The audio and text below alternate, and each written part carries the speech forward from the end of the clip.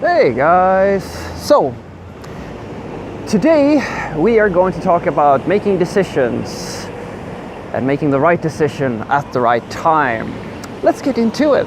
So, for this to make any type of sense, we're gonna need some context. And we love context, don't we? So, yesterday I was working just another day, and one of my more junior co-workers comes up to me and starts talking, or rather asked me over to have a little bit of a conversation on a story that he's working on. And basically his task has so far been to kind of structure our code base, or the front-end code base, restructure things so that it can support multiple countries, multiple markets, all that good stuff, right? And he calls me over and he kind of goes, Frederick, this is not gonna work. And I kind of go, okay, well, what do you mean? Well, you see, we have all this duplication, and like I'm seeing that like the build times are increasing because we have multiple products now, and it would be like we should really try to do something about this. And I say, well, dude, like you can't. And he goes, well, of course we can, and he starts giving me all these reasons, like all these ways that we could restructure things to make it nicer and better and all that good stuff. And then I say, well, you see, the problem you have here is that at this point in time, you don't know. You don't know what the next step is going to be. We are simply trying right now to prepare the code in order to be able to support a multiple market type of situation with new integrations towards new customers and all that good stuff, right? Which means that if you try to start adding abstractions and generalizing things at this point in time, you are going to most likely get it wrong. It's not a safe bet at this moment in time. And then he goes, oh yeah, I know, but like our CTO, he came over yesterday and he said that we're going in the wrong direction and this is not what we should be doing, and so forth and so forth. And I kind of go, dude, he's right. And my coworker okay, so why are we doing this? Because, my friend, when we started working on this, it was the right decision. And he kind of go, okay, what do you mean? Well, you see, I mean that a few weeks ago when we started, our business coworkers, who are the people who are talking to our customers, had absolutely no idea what they were selling. None whatsoever. And he goes, okay, what do you mean by that? Well, I mean that at the beginning of this, these people who were talking to all their contact people in these different companies, they didn't know what type of solution their customer was after. All they knew was that, all right, our customers want our product. The question now is, how much customization do they want? Do they want an off-the-shelf solution, or do they want full customization on each platform, or for every platform? So when they don't know what, basically, and then they come to us and say, hey, we need to start working to prepare things, and we are going to support multiple markets. The conversation we are now having with our coworkers is that, shit, we don't know what we're going to build. All we know is that we're going to have multiple customers.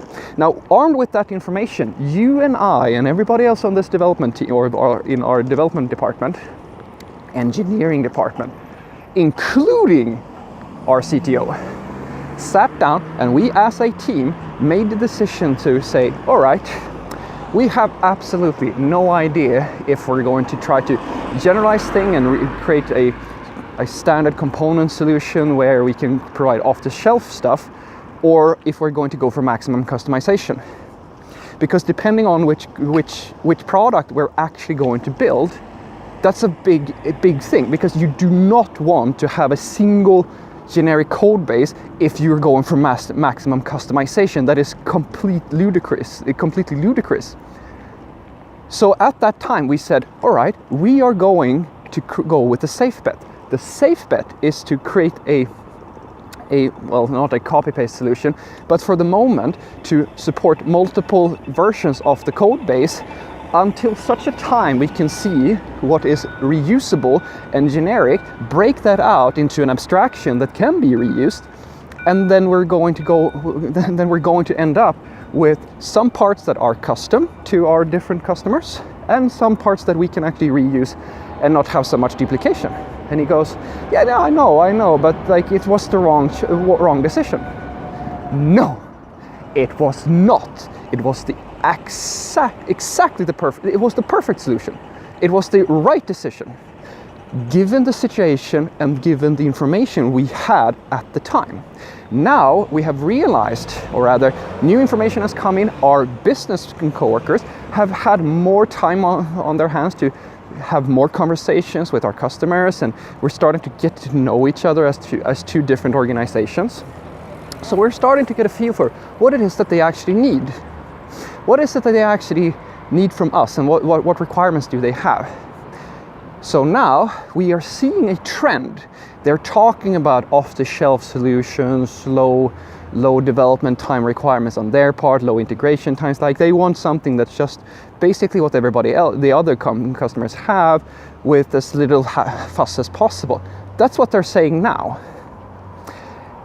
And that means that now we have a new direction, we have more information, and if we want, because our CTO is completely correct, given what information we're getting right now, this is not the ideal scenario. But what's beautiful about this solution is that now, because we haven't tangled up the code, we haven't made weird abstractions that we need to slice up into something that is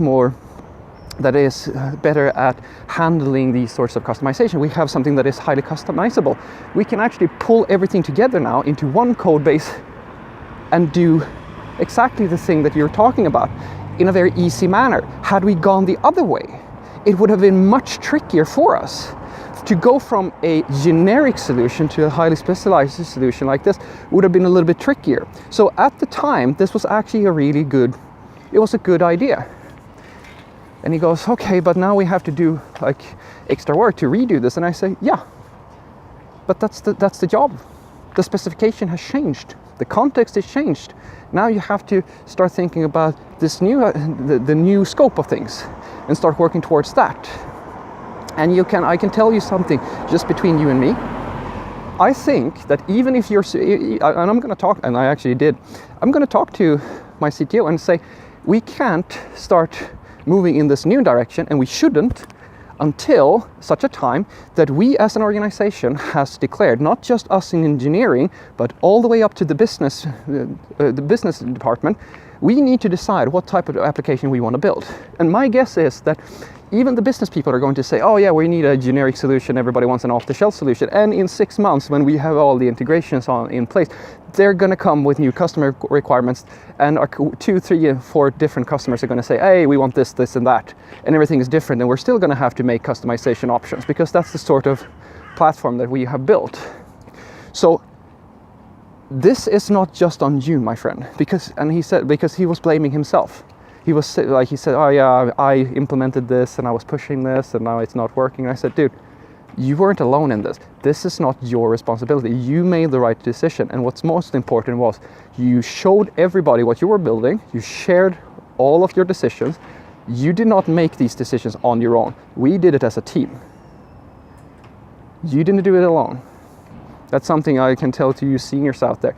If your junior comes to you and confides in you in such a way, make damn sure to give them your time and kind of mitigate this, because trust me, having to be a fairly junior profile and feel like you made a really bad decision on behalf of the company is not fun. So try to be there for them. Anywho, that's what I said to him. And we spoke, we went together, we started talking to our CTO, and we said, yeah, we are going to schedule a meeting because we need to, and he agreed, we need to be able to make a technical decision and see where this leads. And what's funny was that after talking to our CTO, it turns out that, hey, he's not unhappy with the decision. It's just that now the trend is moving in a different direction and we need to start thinking in a new way. This is exactly what I told to my junior coworker. And I had this moment with him when my CTO basically said to him exactly the same thing I had said to him. And we had this little connection, and I just winked a little bit and he just nodded and he understood, which felt absolutely great. So what I want you to take away from this, guys, you will come into a situation where you may have, quote unquote, made the wrong decision, but don't blame yourself for doing that. You just make sure that every single time that you make a decision, you make the right decision for the moment. Don't try to foresee what's going to happen, because it's so easy where things can switch. Even in this context, remember, our business people are now saying that, hey, we want an off-the-shelf solution, but we haven't made the integration. As soon as we have the integration, it's not very likely that our customer is going to come and say, oh, we need customization now, and they're going to change their minds again. And you as the engineer, you just kind of have to deal with it. It's unfortunate, but it is true. So my suggestion to you is, don't blame yourself for bad decisions, because you're never alone in these decisions. Be transparent, communicate clearly what you're going to build, and make sure that everybody understands what it is that you're doing, and make the right decision for the moment. And have a great day.